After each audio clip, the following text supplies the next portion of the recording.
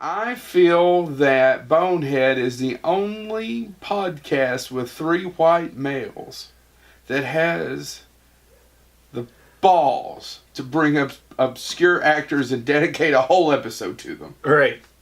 Yeah. Welcome to Bonehead. Welcome to Bonehead.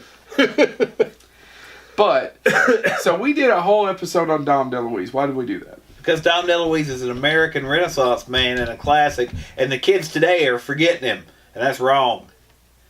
Chad? What he said. I did it because I thought it was interesting. Well, yeah, that too, but also because of that. Mainly because of that. So our topic today is Dick Miller. Miller, yes. The hottest club in Saskatchewan, where a fourth-generation Miller hits you in a reed on your bottom when you walk in. What the? This club has everything. It has Terminators. It has Gremlins. It has buckets of blood. This club even has Roger Corman. I don't think Chad's getting the reference, Who will but I love spit it. on you and call you a jerkwad. I really am. I have no idea. For you people out there who are big fans of Bill Hader and his rendition of Stefan. Stefan from Saturday Night Live, that was the worst one ever. Yeah, I was However, gonna say. I know I can't do it, but if you attend Dick Miller, it's held in an old mill, and everyone that works there was a miller who lost at least one digit in milling work. Or maybe they're Dick. That Or is- Richard. What?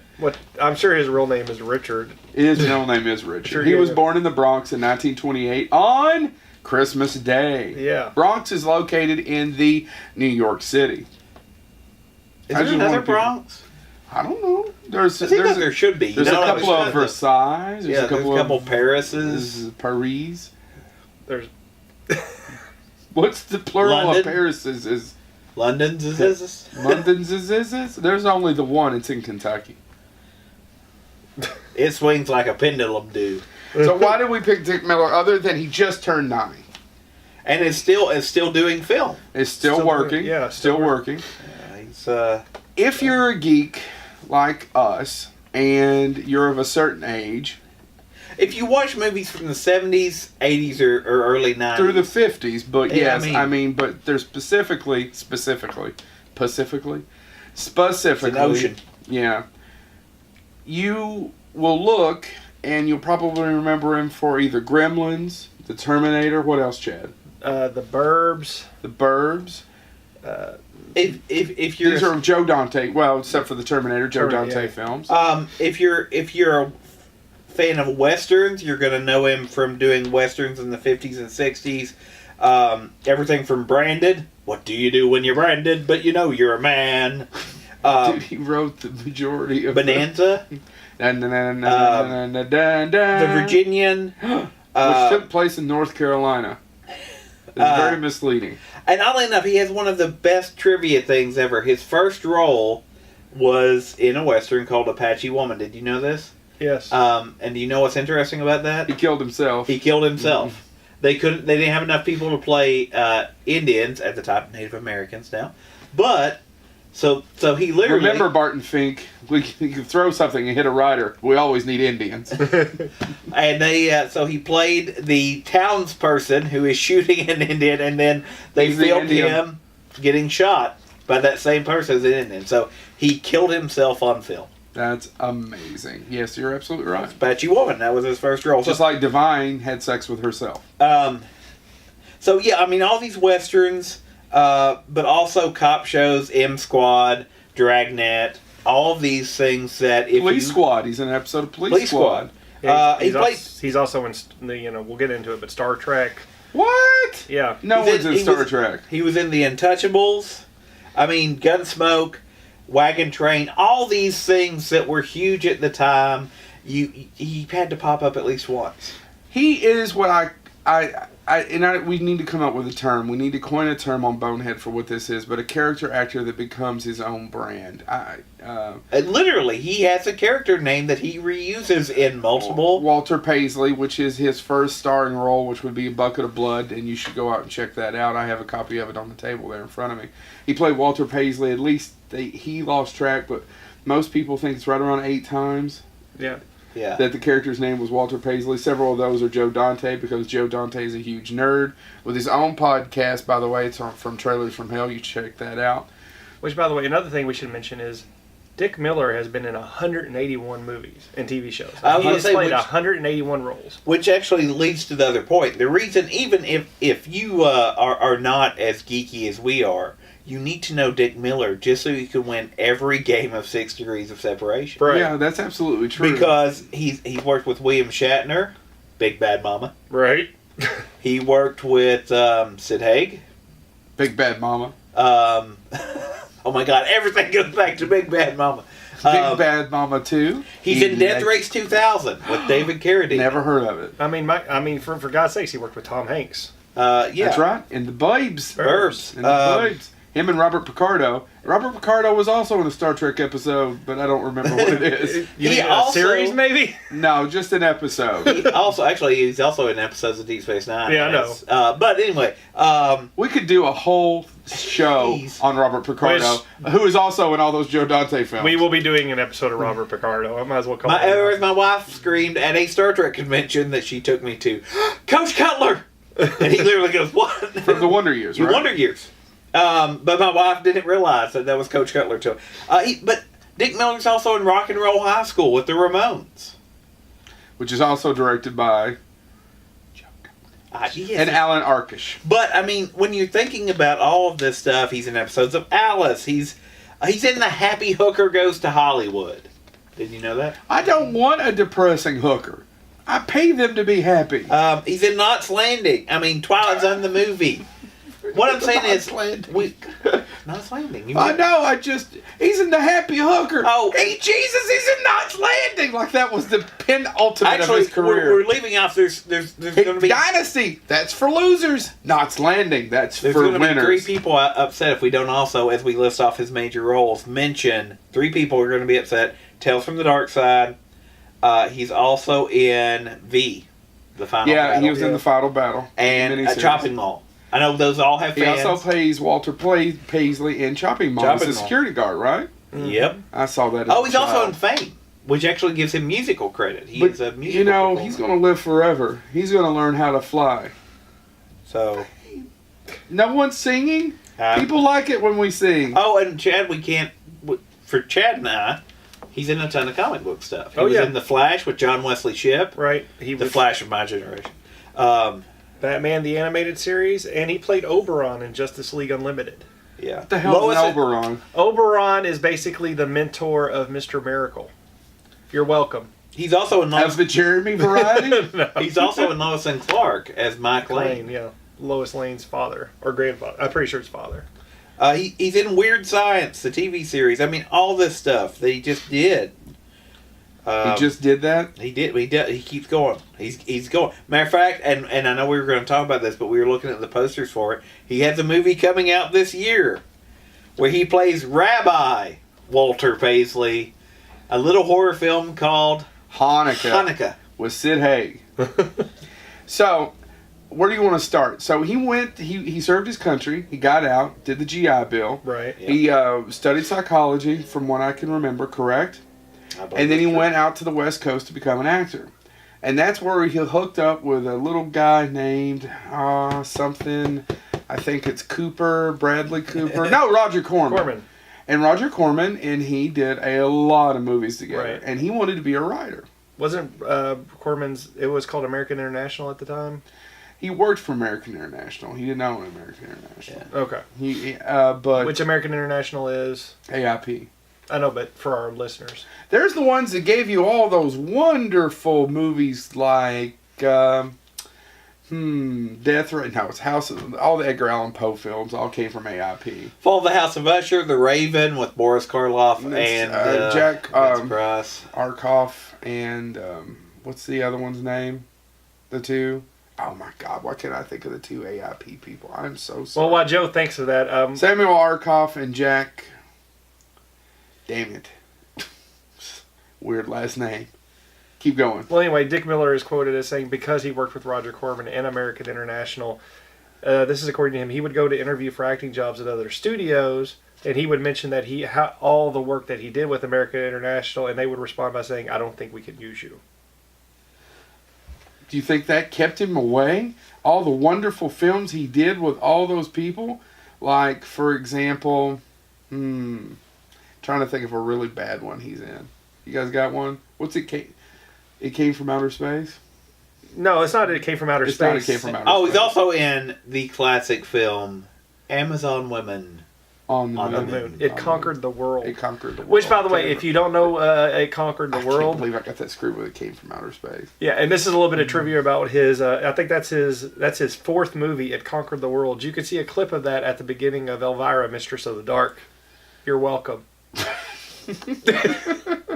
So let's go through some of his films. You want me to start out with one I want to talk about? I'd like to talk about, because I'm making an assumption. We didn't talk about this before the show, but you two have actually never seen Buckets of Blood. I've actually never seen His starring role. No, Yeah. I've Have you always seen it? Oddly enough, this is true. I saw the remake, the TV remake. I've never seen it. neither have I. I saw Is he that in it? one. No, I don't think he's in No. it. If he is, I don't remember. But I didn't see the original. But if I remember the plot as the TV movie went, he's basically an artist that kills. Yeah, James Nicholson and Samuel Arkoff. Why I couldn't remember that. Yeah, basically, he's a no-talent hack. And a lot of it, so before we had hipsters, we had these things, what were they called in the Beatniks? 50s? We had these things called beatniks. Look at Walter G. Krebs. Walter G. Krabs. I was gonna say, Mr. the one- Krabs? And the one thing that Walter G. You know who that is? What? That's the actual name of the beatnik that Gilligan. What's Gilligan's name? Bob Denver. Bob Denver. Bob Denver played in the Love. The Many Loves of Dobie Gray. Toby Gray. Dobie Gray. Give me the beat, boys. Free my soul. Or you lost in your rocky and roll. Yeah, I think it was Walter G. Drift Krebs. away. His actual name that they never used. Dobie 'cause he had a Gray sounded nickname. nothing like that. He never actually used his name in the show, except one time he had to give his ID for a draft or something, and it was Walter G. Krebs. And the one thing that beatniks and hipsters have in common, What? really stupid hats. So Walter is a busboy Miller G. Krebs. I'm sorry, thank you. Miller. is a busboy overly impressed with the cool cats who hang out at the Yellow Door Coffee House. Now, once again, Wow, it's amazing that you were able to pull that just out of your brain. no, I'm reading it right off of the back of the DVD. Way to ruin the illusion for the ones who actually listen to the audio. I am version so of this. sorry. For you people listening to the audio, I'm reading literally right off the back of the DVD. Coffee house. Boy, beatniks hung out at coffee houses. Who hangs out at coffee houses now? Hey. Feld's Green Riders. Table 6, I'll be there. And he wonders how to become hip.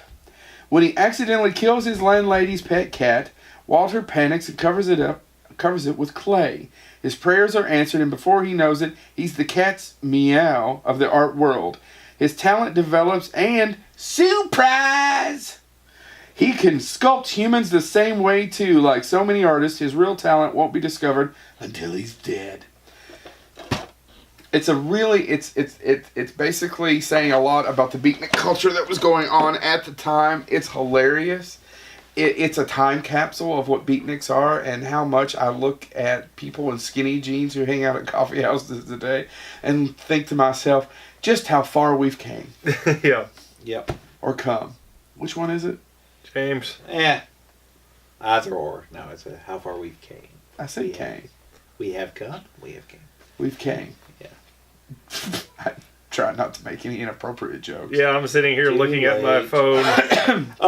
So it was Roger Corman. So what I have read before is he went out and he thought he would be a writer, a playwright, and he ended up working with Roger Corman in acting, and that's what led to acting. Mm-hmm. And acting was more profitable. He could get an act. And I made a line earlier to Chad and James, who, if you guys are Coen Brothers fans, if you're listening or watching, is one of my favorite lines in Barton Fink is, "Writer, we're going to be a writer. Indians, we always need Indians." Right. One of the producers says to him. To that point, he did write 3 things that made it to film. He wrote a story that became the movie Four Road Out.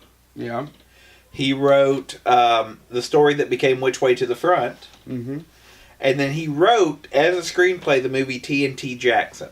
Now, the reason I bring that up is because acting being more profitable, this is true. Apache Woman, which was made in 1955, and he was a glorified extra, he was paid $300 for. For writing TNT Jackson in 1974, almost 20 years later, anybody want to guess what he got? How much he got paid? I'm gonna say like $1,000. No, $500. He 20 years later, he made $200 more to write an entire screenplay. So if you want to know what's wrong with America, we don't pay the writers. No, we don't. And we actually really don't pay that many actors anymore either. That's a whole other story altogether. So I wanted to just mention Bucket of Blood. It is directed by, who's that guy on the back? Charles B. Griffith. Who's the guy that's produced by? Samuel Z. Arkoff. That's one of the producers who, Charles B. Griffith's actually the writer, by the way. Who produced and directed that, Chad? James H. Nicholson. That'd be Roger Corman. I'm just going to keep it. He also was in a little movie right around the same time, and Bucket of Blood was made. What was it called? Little Shop of Horrors. Little Shop of Shop of Horrors. Horrors. Because, as that trivia says on the back, Yeah. they shot Bucket of Blood and they got done too quick. So Corman went, well, we'll just make another movie while we've got this Over set. the weekend. So if you're a big fan of Little Shop of Horrors, Bucket of Blood came first, and they were like, well, since we're done and we already got the set, let's film this weekend and make another picture. But we're not here to talk about Roger Corman. We'll do that eventually in another episode, although I feel Roger Corman, probably no matter how much we talk about him, still doesn't get his due, but he's got more than some other folks, specifically Dick Miller, which is a reason why we're doing this whole myth. And we will never do an episode on Coleman Francis, who deserves no recognition. And with that obscure joke, we're going to roll right on. What next movie would you like to talk about, James or Chad? Chad, you got one? No, go ahead. You don't want to spend an hour on Looney Tunes back in action or nothing? I mean, we could. Okay, go ahead. Do you have something? If you're not, I can go. No, go. If you've got one, go. Well, he has one of my favorite roles in The Howling. Not The Howling. In Piranha. So Piranha was directed by Joe Dante, and he was in The Howling, by the way, as yeah, he's Walter Paisley. He's the one when they go in to buy the books. He's the one about werewolves. Helps them out, and is up on the ladder going back and forth. And Joe Dante got his start working for Corman as well. Right. Joe Dante's a huge nerd. I mean that in the nicest possible way, as respect to him. Joe, anytime you want to come on this show, brother, we will fly out to you. Yes. Right? Yeah, in a heartbeat. We will find the money and get there. However,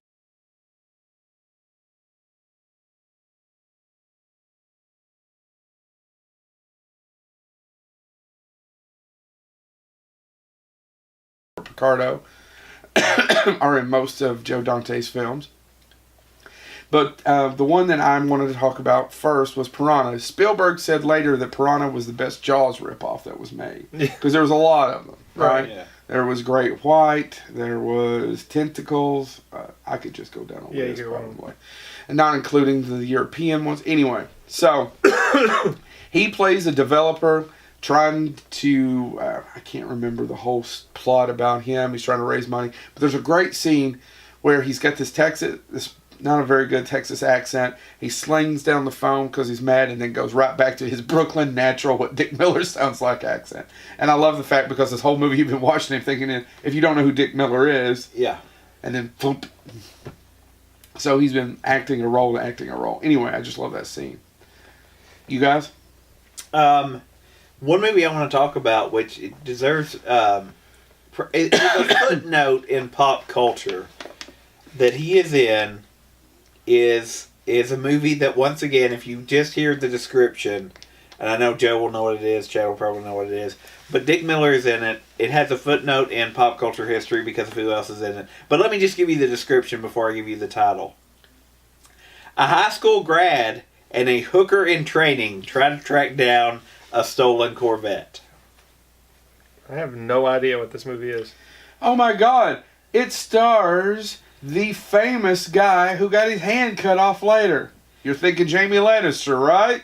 Not Jamie Lannister. It's Corvette Summer. Corvette Summer, for those that don't know, is there's been a ton of prequels and sequels to it. We're paying attention, by the way. We're just looking up our notes as we go along. Yeah. If you're Corvette watching. Summer was a huge hit in '78. Had prequels and sequels.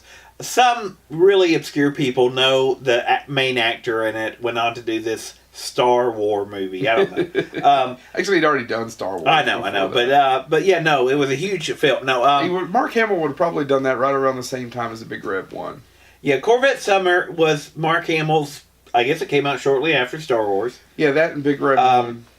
And Annie Potts plays the hooker in training. So if you're a big Designing Women Ghostbusters fan and love Annie Potts, check out And Corvette. hookers. And the Dangerous Mind TV show. Was she the teacher? She was Michelle Pfeiffer.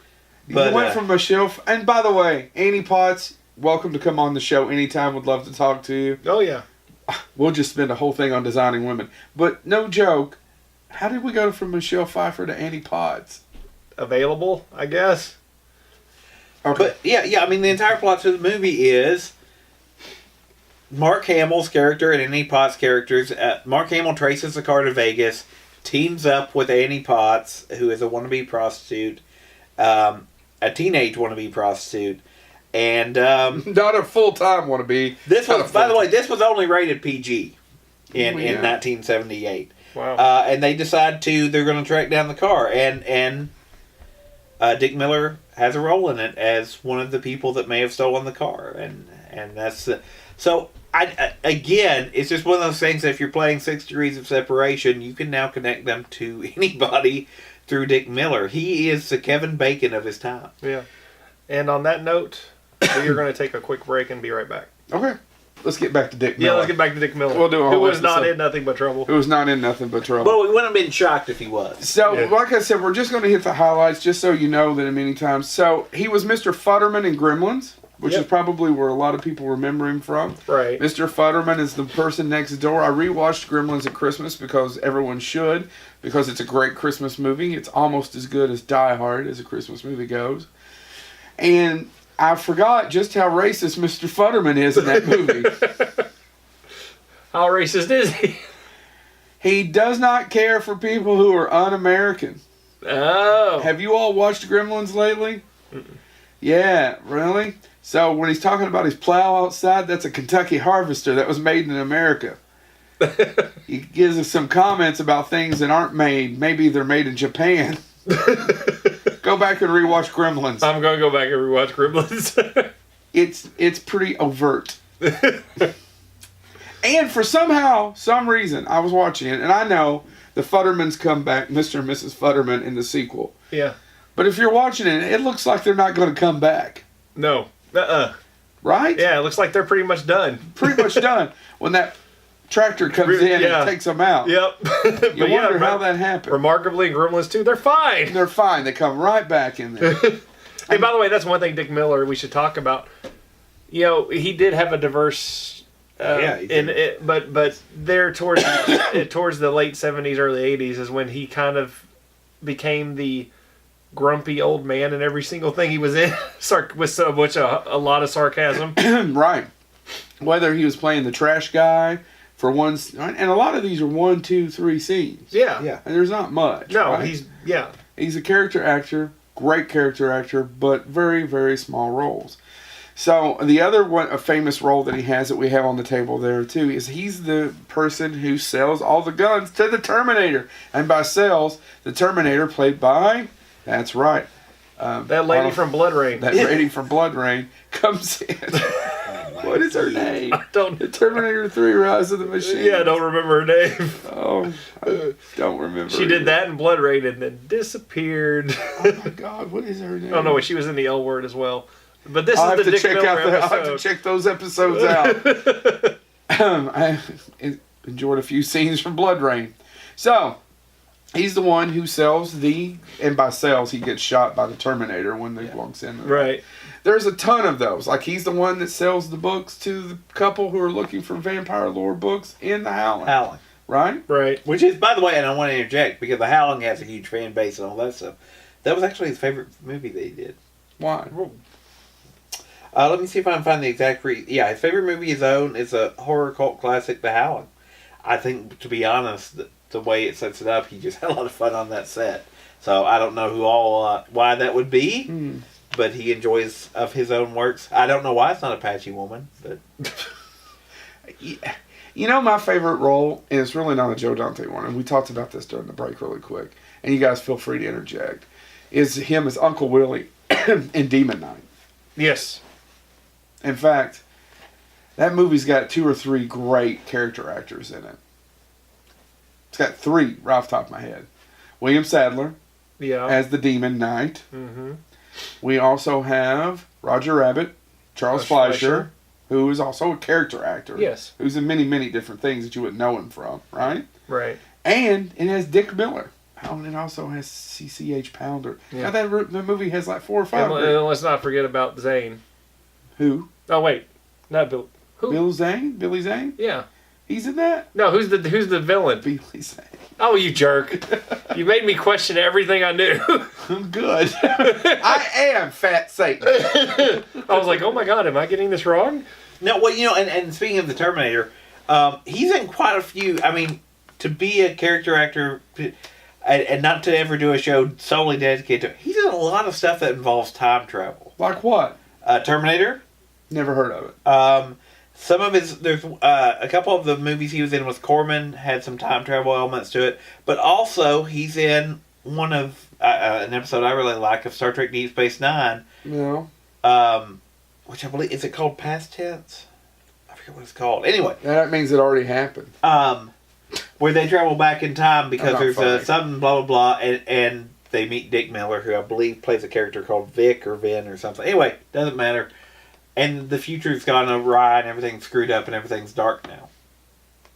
Really? And they have to work with Dick Miller to fix the future.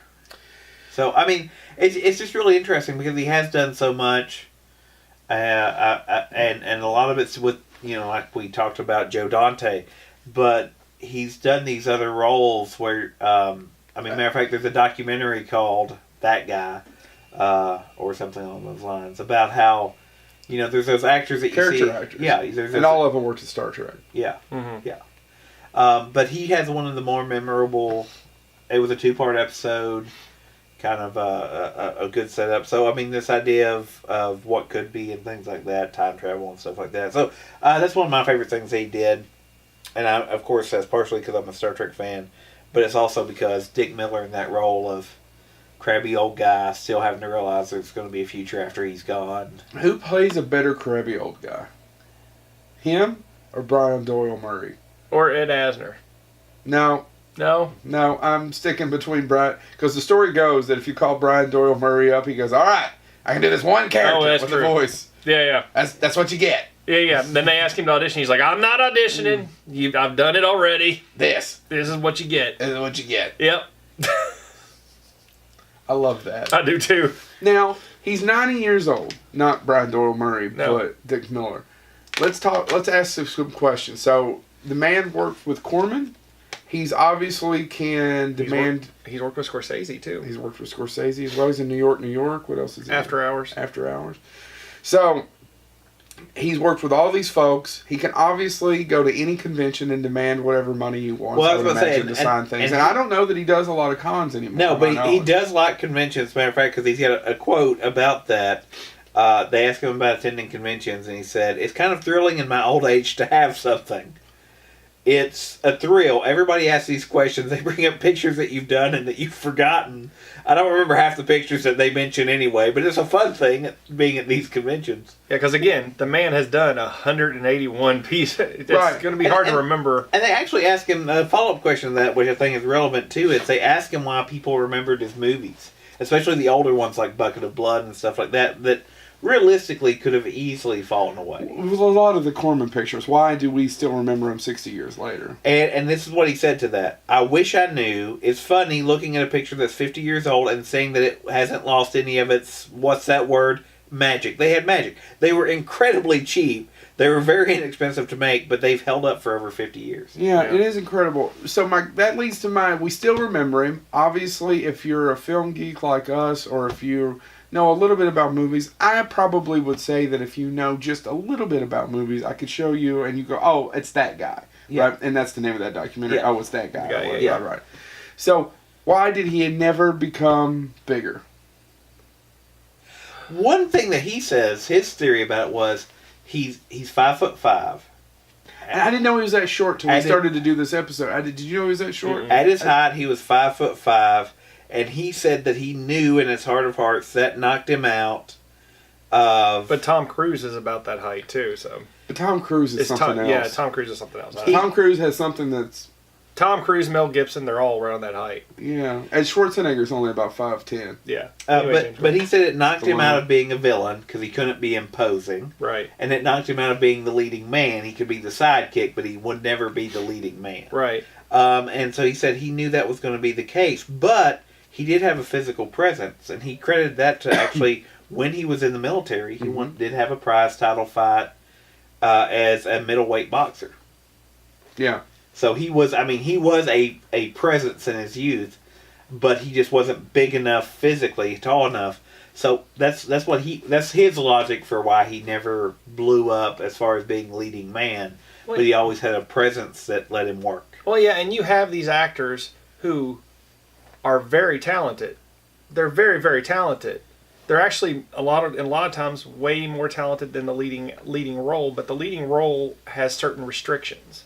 Like you're just basically supposed to be point A to point B, Yeah. and you have all these other people surrounding you that get you to that point, and that's what Dick Miller is. That's like Oliver Platt, John Lithgow, Brad Dourif. They are great character actors who are used to enhance the lead actor. You think John Lithgow's a character actor? I do.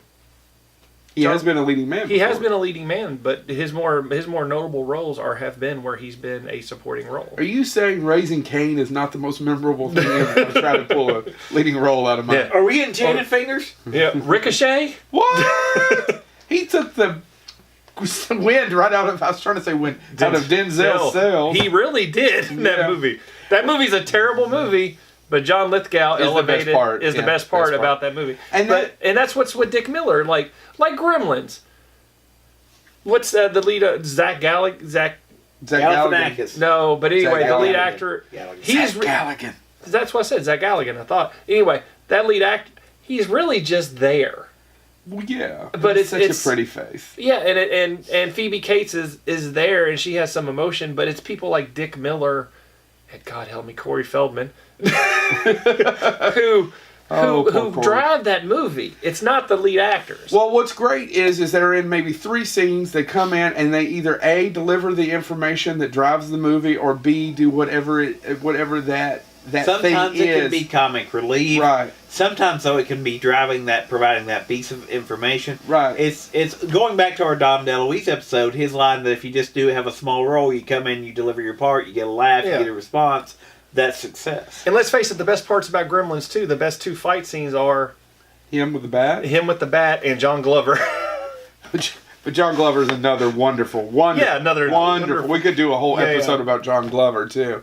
But back to what I was saying. So they come in, they deliver that part, and when you do that, or if you're the villain, the best way to sum up, specifically when it comes to just genre and cliches and what you expect, the villain is the best part. The villain wins every single battle, Yeah. except for which one? The last The one. last Last one, yeah. The last one.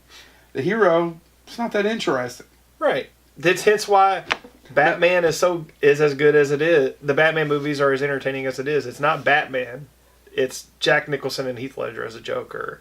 It's Danny DeVito as the Penguin. No, and I do the it's same. not Tommy Lee Jones as Two-Face. I do the same think of- argument with James Bond movies because the James Bond, and I love James Bond movies, but the James Bond movie villain that let me down the most, and I'm forgetting which one? The guy that can't feel pain, but has all the emotional turmoil, and he. And I was Is just that like, from Die Another Day? yeah, I think so. Yeah, I don't remember the actor who played that. He has one of I'm like, It's not Mads Mikkelsen. Mads Mikkelsen. No, that is Casino great. Royale. Casino Royale. That is great. But no, the other guy, the guy that can't feel pain, I'm like, oh, because you can't hurt him. But then he has all the emotional turmoil, and Bond just makes him feel bad. He starts to cry, and I'm like, no. You need a villain that can go. Although to Die Another Day has the worst Bond song, but that's actually probably my most entertaining. That And again, we're talking Tomorrow about Dick Never Miller, Dies. and we've talked Yeah, about. I know. But But back to Dick But Miller. I mean, Dick Miller, like you were saying. Yeah. I mean, By the way, I'd pay to see a Bond movie today where old Dick Miller is manipulating Bond. That would be behind the amazing. scenes. I would. If you're listening and you need Bond, what are we on? 37? I don't know. Corey, But blah, blah, blah, blah, blah. Fuka, mooga, wooga, wooga. I can never say his last And again, name that points correctly. out, like I said, Dick Miller, he'll be in a movie for what, 5 minutes? But you remember that. But scene. you remember that scene. That 5 minutes of him being on the screen Agreed. is memorable. It's what you go home and talk about. Yeah. It's not the scene with the big battle scene. It's Right. the lead actor getting chewed out by a sarcastic, grumpy old man. Who else do you think? Dick Miller. Who was another one that people don't know? They know, but they don't know. Like they don't know their names. I'm trying to think. You named John Lithgow, but I feel like a lot of people know who John Lithgow is. A lot of people know who John And Lithgow by the way, they're back to 6 Degrees of Separation, both in Twilight Zone the movie. Yeah. And they're both in the 2 best parts of Twilight Zone the movie. I mean, I would argue Jeffrey Combs probably falls into that. Jeffrey Combs falls into that. Brad Dourif falls into that. Oh yeah, Brad Dourif. And what's They all funny- did Star Trek once again. Yeah. Well, and a lot of them came from horror. They all came. Not all, but a lot of them came from horror. I mean, Brian Doyle Murray kind of fits into that category because people know Bill Murray, but a lot of times they're like, a lot of people don't even realize that. Yeah, and they have certain movies. They were lucky enough to be in certain films that are extremely popular. Like Right. Brian Doyle Murray has Caddyshack and Christmas Vacation. Peter Stormare. Would Peter be another Stormare one. is another one. I don't yeah. know that people know his name, but when he shows up, they're like, "Oh, that guy! That guy, guy's yeah. good." The Russian guy. Yeah. The devil. Yeah. Dick Miller was lucky enough to be in Gremlins. He's in Terminator. We could go on as far as big films that he was in. Oliver Platt would almost be a character actor, I think. No, he is a think character Oliver actor. Platt is a character. And Platt's a good actor. again, we're going to get back on Dick Miller, but a prime example of a character actor becoming big. And if it hadn't been Walter Goggins, if it hadn't been for Lord of the Rings, Viggo Mortensen would fall into this category as well. I agree with that. And Viggo wasn't even Stephen Root. Yeah. I'll give Stephen Root. Yeah, Stephen Root is a great character actor Yeah. as well, and makes everything better. Right. Yeah. So that's Dick Miller. Emmett Walsh, who is now dead. Yes. Keith Yeah. David. Oh my God. We should have just did it all Yeah, about just character characters. actors. We'll do another one about character actors. Yeah. I think we need to each come in with our top 5 character actors. Yeah, that sounds good. And then when you add Dick Miller to this list of people we're naming, Is he almost the granddaddy of character actors? I would say he would be. He's one of them because you got to remember this guy from nothing in the Bronx. His parents were Russian Russian yeah. immigrants. He went to war for his country. I know he served in the military. Was he in the Korean War? I think it was the Navy, yes. He's but in the Navy. Came back. Went to school on the GI Bill. wanted to write. The story, I think, as I recall, was back and forth of was either like it was drama school or what was the other one? It's not seamstress, but it's working with materials. And he didn't want to get up, and the drama one started later. And of course, if I've had a quarter for every time I've heard, I went to drama classes because that was where to meet women. Yeah. How many times have you heard that in a documentary? Yeah. Right? And then just wanted to write, and then ended up as an actor. But I know it sounds like I'm being disrespectful when I say, why didn't he get bigger? But it's not. I mean, if you can do 180, 190, if you can work for almost 60 years, 50 really, Right. in Hollywood fairly consistently, and make a living, Right. and support yourself, that's pretty damn impressive. Right. That says Yeah. several things. Not only does that mean you're a good actor, but there's a lot of good actors who never work that long. That also means that people probably like you, Right. Yeah. which means you're probably not a huge asshole. And you got a strong work ethic. And you've got a strong work ethic. That means you know your lines, you hit your lines, you hit your mark, and you show up. Yeah. So it says a lot about him, correct? Because Right. there's a lot of really good actors who went off a hill. And we've heard this several times before. If you ever watched a movie and you thought, oh, he's okay, but I wonder why. Well, that means he probably shows up, or she shows up, knows her lines, hits her marks, is not a problem, is easy to get along with. Right. Yeah. Right? And delivers them in a way that is necessary to fulfill what is needed for that film. Absolutely. And knowing that it's not all about you, that you are supporting, that you are here as a group. Right. So it says a lot about the man whom I've never met. Right. We know people who know him, Yeah. Yeah. but we've never met. Well, I've never met him. Maybe I would you like two yeah. have. No. We should really get him to Scarefest, but Yeah. Him and John Aston. oh, God, if I've asked once, we've asked 5 million times for John Astin, and it still never happened. Yeah. Well, and the other thing I do want to say about Dick Miller, though, is he's still working. Oh yeah. Absolutely. He's He- going to be in Hanukkah. Well, he's going to be in Hanukkah, but he also is doing these documentaries, one of which came out technically last year. I think it's on a film circuit right now. I do want it when it comes out on DVD. Or if it shows locally, I will go watch it. Clapboard Jungle. No, I haven't No. heard of it. It's a documentary they made about how to survive the independent film business. He is third build. Top build, this upstart Del Toro guy. Second build is Michael Biehn, Dick Miller, Paul Schrader, Sid Haig, Tom Savini, Yuva Bowl, and they all go through it and be Wish like we could Yuva Bowl. Even if you ripped us, I would love Yuva Yeah, Bowl. yeah. Wouldn't that be a Lloyd blast? Kaufman. But literally, they interviewed Lloyd Kaufman, by the way, if just to stop you, Yeah. if you get a chance, meet Lloyd Kaufman. He's a very nice man. Yeah. Frank Henenlotter is featured in it. So just tons of these people that made Franken these, what? made these tons of films. I mean, literally, they interviewed over, God, it's over 120 people about how do you make it in independent cinema today, and how do you do it then, and what does that look like. And then the other documentary that he's actually working on, which is going to come out this year, 2019, is one on the history and working with people, working with Karloff, Boris Karloff. Oh, that would be good. Karloff, the man behind the monster, is what it's going to be called. So, I mean, and that's the thing about I almost said like a dumbass. When did he work with Karloff? And then I was like, AIP. I'm an idiot. Yeah. I made What? like two huge. Like my brain just He was in the dissolved. Terror. I know, but I'm stupid. and that's what. But you have to think about Tell me it. the plot of And The that's Terror. why Tell me the plot. It's about somebody who's a terror. No, it's. I think the Terror is the one that they shot and made up with other old footage and then finished it. Yeah. He thinks. I have Check it out if I'm wrong. I have a Boris Karloff collection that has it and the Tower of London, both versions.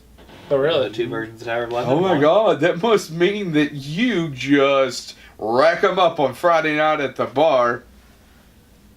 If I pay for them. Are we talking about beers? I haven't I don't You drink. don't really Yeah. drink beers. No. Soda. In now fact, I can rack it's funny up for him to say, "I drink beers." beers. You can't. How are you, fellow children? Do you also drink beers? Beers? And like the sports teams? I imbibe in the hops and barley. Let me tell you about Romero, this. by the way, Romero did an interview for the Independent Romero. Cinema before he passed away. So, I mean, this was something they've been working on for a while. But anyway, but yeah, and I think that's what's fascinating. I think that's one of the reasons, speaking of John Astin, speaking of Dick Miller, why we do need to do episodes like this, and why, even if you're like, I don't care about this, you need to be aware of these people because they are the last links 90 that time period. years old. And by the way, Corman, he's only a few years younger than Corman. Corman is in his 90s as well. And by the way, if you look up Dick Miller's birthday, there's photos of him with Corman, Joe Dante. Joe They're Dante. all just sitting around the table, and I mean, these are people that if you watch, Joe mentioned Gremlins, Terminator. If you watch this stuff, you've seen Dick Miller. That's a century. It's almost a century Yeah. of. Now, I don't want to say information, but what would you say of It's just there's of an living? There's an African experience. proverb that I really do like. Y'all can make fun of me later. But I really do like, and it's the line that every time an old man dies, a library burns. It's a library of information. This man worked with Karloff. He worked with Schwarzenegger. He worked with, I mean, no matter where you are in your film geek spectrum, if you watch movies from the 80s, 90s, 80s to 50s, and you've seen some pretty major movies, you've seen Dick Miller. Right. So Dick Miller was in a movie that he ended up getting cut out of, a huge film. Do you all know about this? I read a bunch, so which one was it?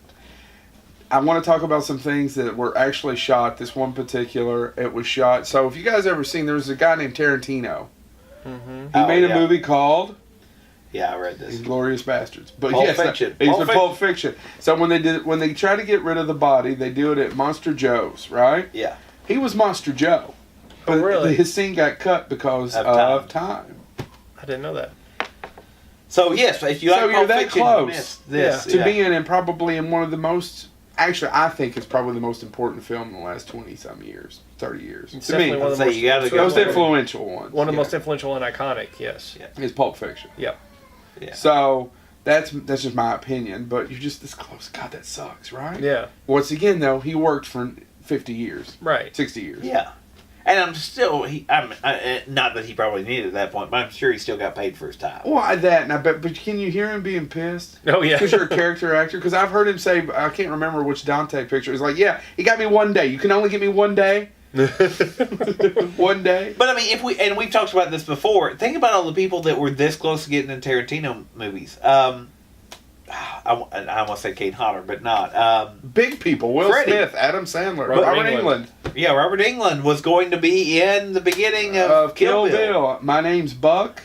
Yep, and you got to think about. I mean, there's so much random chance, and even though we've only made short films, thank goodness for our budget that we don't have to pay for film anymore. Right. That it's digital. Yeah. Because you run that stuff, and I mean, we made what Murder Virgin ended up being 32 minutes or something. Something like that. Yeah, it's about 25 minutes too long. I think it's all brilliant. Every word that I wrote was perfect. Anyway, He wrote 6 minutes. y'all got lucky with your 1 minute. It's 32 minutes. It's 25 minutes too long. But 32 minutes. But we shot at least what 4 hours of footage. Oh, it's even more than that. I mean, Chad, hours, Yeah. hours, and hours. and then retakes and different things. So you have to think about all that stuff happens. Poor Chad with me over his shoulder going, I don't know, just make it flow. Beautiful direction. Thank you so much. We'll fix it in post. Fix it post. But no, so I think about that because I'm sure there's other stories we don't know about where Dick Miller was in something, or would have been in more because he's also in, and I know Joe Dante movie again, but the great Vincent Price Joe Piscopo movie, Dead Heat. Dead Heat. Oh, that's right. Yep. He's in Dead Heat. Oh my God. And Did he stop working during the 80s? No, he never stopped. No, I mean, did he take a day off? Oh, that probably not. When you're a working actor, Well, yeah, but I mean, you could just go through because the you're not TV. getting the big bucks like the main actors. I do. know. No shit. But And then we'll be right back to discuss that. are we out of time almost again? Okay. All right. We'll be right back after this short pause. Eat at Jack's Spleen Shop. Yum. So we're back, and Chad is sitting down, and we would be remiss if we did not bring up one of our favorite Joe Dante films that we don't think gets a lot of credit. Yeah, it's one of those that falls under the hidden gem Hidden category. Gems. I think it's better now. I know it got a really nice European release on Blu-ray, but here in America, not so much. It's called Matinee. Right. I actually saw that in the theater when it came out.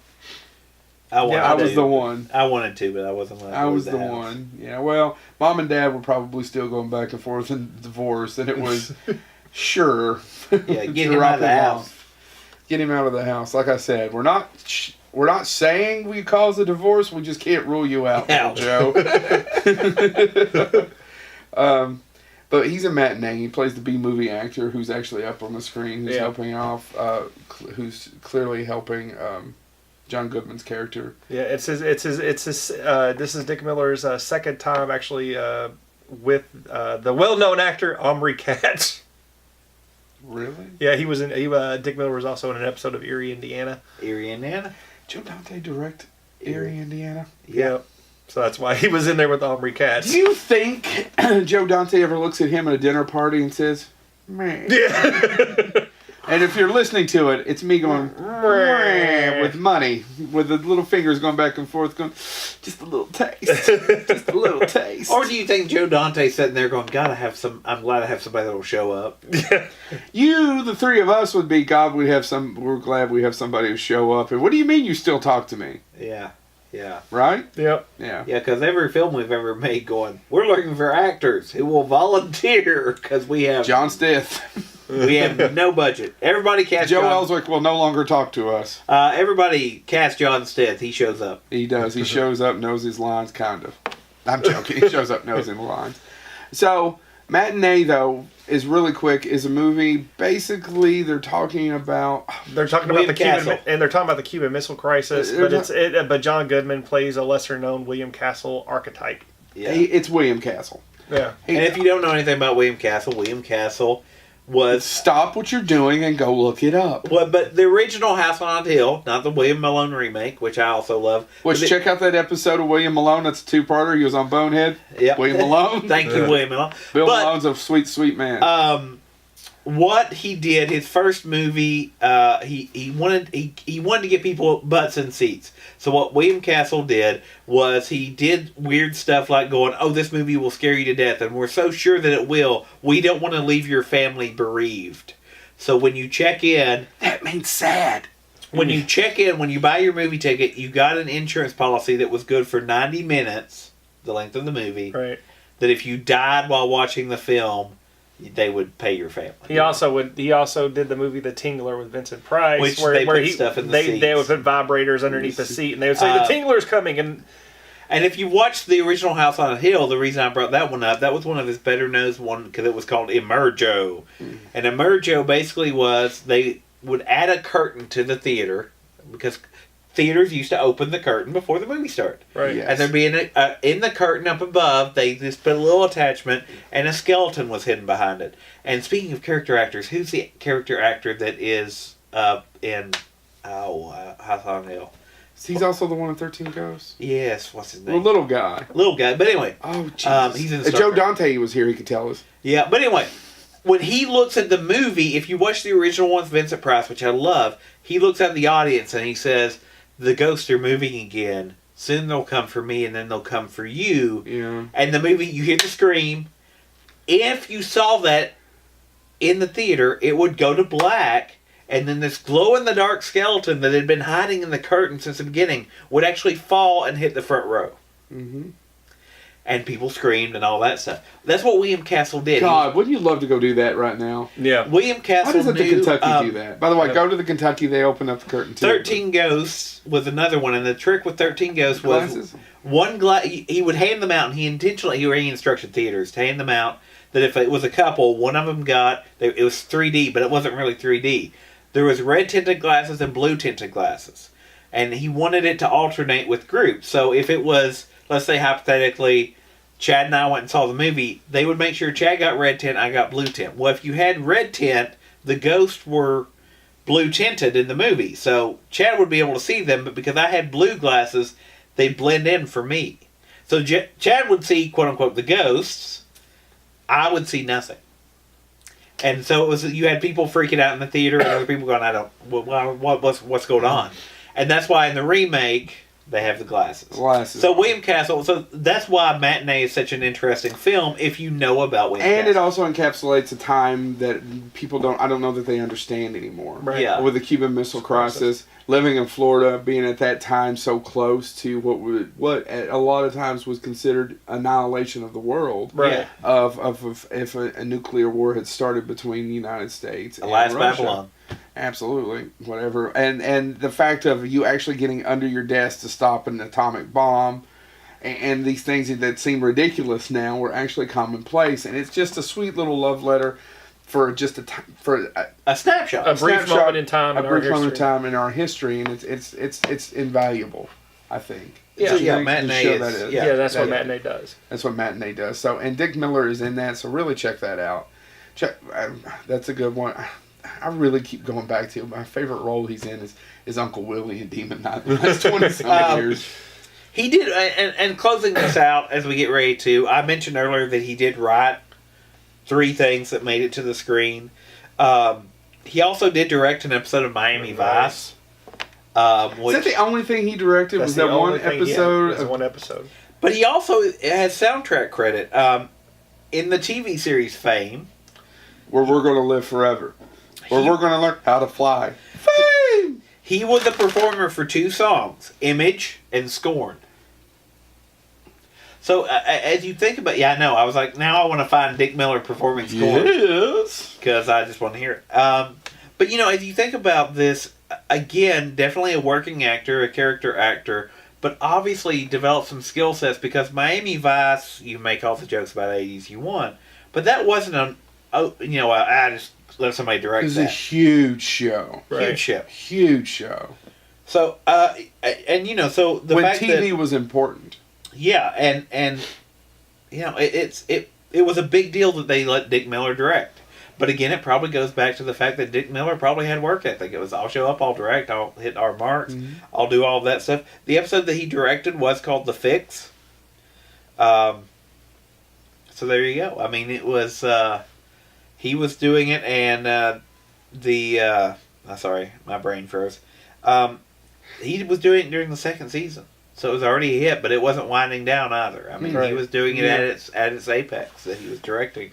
So Dick Miller, again, character actor, but also got tied into so many different things through the years. If you get nothing else from this episode, please go out and check out his body of work. Look him up. He's a fascinating man who lived a fascinating life, who's still living a fascinating life. And check out 90 years of experience. Check out the last 60 years of entertainment that he has given you, and watch some of his films. Not just the Joe Dante ones, but some other ones. Like, if you don't, watch A Bucket of Blood. I'm fairly certain A Bucket of Blood would be pretty easy to find on certain services that wouldn't cost you anything. Right. Don't you think? Yeah. Yeah. Right. I probably only paid a couple of dollars for my DVD copy.